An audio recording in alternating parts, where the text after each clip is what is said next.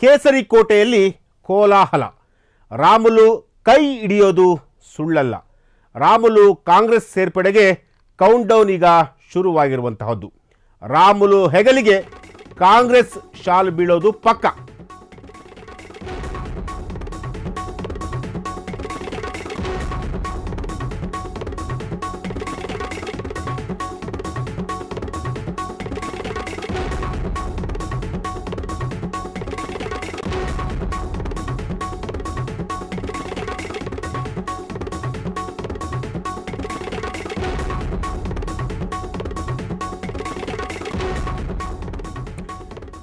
ಕೇಸರಿ ಕೋಟೆಯಲ್ಲಿ ಕೋಲಾಹಲ.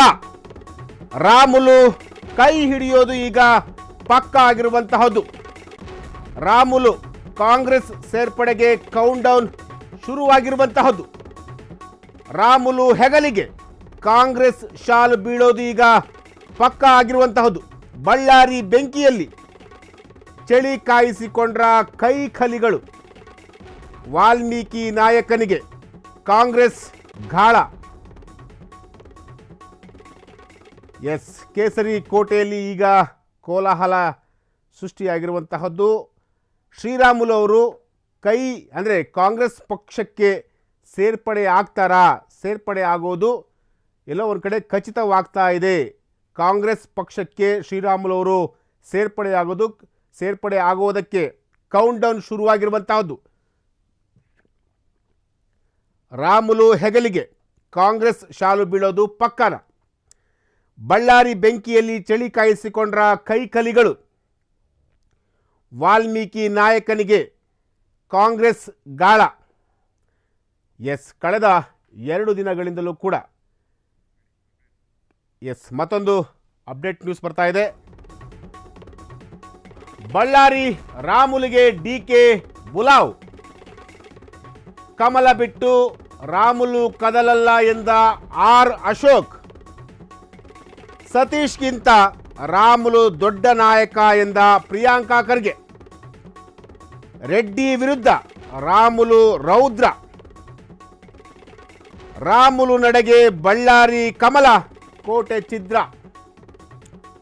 ರಾಮುಲು ಮುಂದಿನ ರಾಜಕೀಯ ನಿರ್ಧಾರದತ್ತ ಎಲ್ಲರ ಚಿತ್ತ.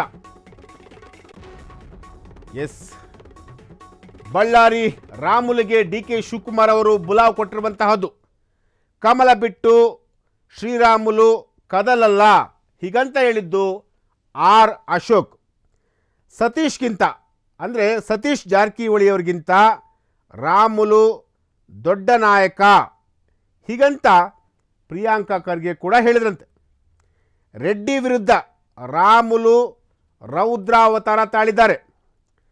ರಾಮುಲು ಅವರ ನಡೆಗೆ ಬಳ್ಳಾರಿ ಕಮಲಕೋಟೆ ಈಗ ಛಿದ್ರವಾಗ್ತಿರುವಂತಹದ್ದು. ಹಾಗಾದರೆ ಶ್ರೀರಾಮುಲು ಅವರ ಮುಂದಿನ ರಾಜಕೀಯ ಭವಿಷ್ಯ ಹೇಗಿರುತ್ತೆ? ರಾಜಕೀಯ ನಿರ್ಧಾರದತ್ತ ಅಂದರೆ ಶ್ರೀರಾಮುಲು ಅವರ ರಾಜಕೀಯ ನಿರ್ಧಾರದತ್ತ ಎಲ್ಲರ ಚಿತ್ತ. ಕಾಂಗ್ರೆಸ್ ಪಕ್ಷಕ್ಕೆ ಶ್ರೀರಾಮುಲು ಅವರು ಸೇರ್ಕೊಳ್ತಾರಾ? ರಾಮುಲು ಅವರ ಈ ಒಂದು ನಡೆ ಇದೆಯಲ್ಲ, ಈ ಒಂದು ನಡೆ ಎಲ್ಲರೂ ಕೂಡ ಒಂದು ಶಾಕ್ ಆಗ್ತಿದೆ.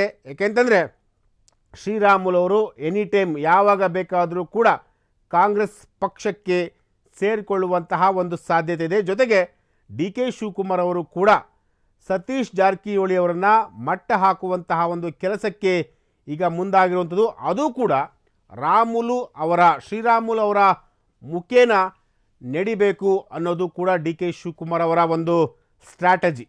ಸೊ ಹಾಗಾಗಿ ಈಗ ಡಿ ಕೆ ಶಿವಕುಮಾರ್ ಅವರು ಶ್ರೀರಾಮುಲು ಅವರನ್ನು ಕಾಂಗ್ರೆಸ್ ಪಕ್ಷಕ್ಕೆ ಸೇರಿಸಿಕೊಳ್ಳುವಂತಹ ಕೆಲಸಕ್ಕೆ ಈಗ ಕೈ ಹಾಕಿರುವಂತಹದ್ದು.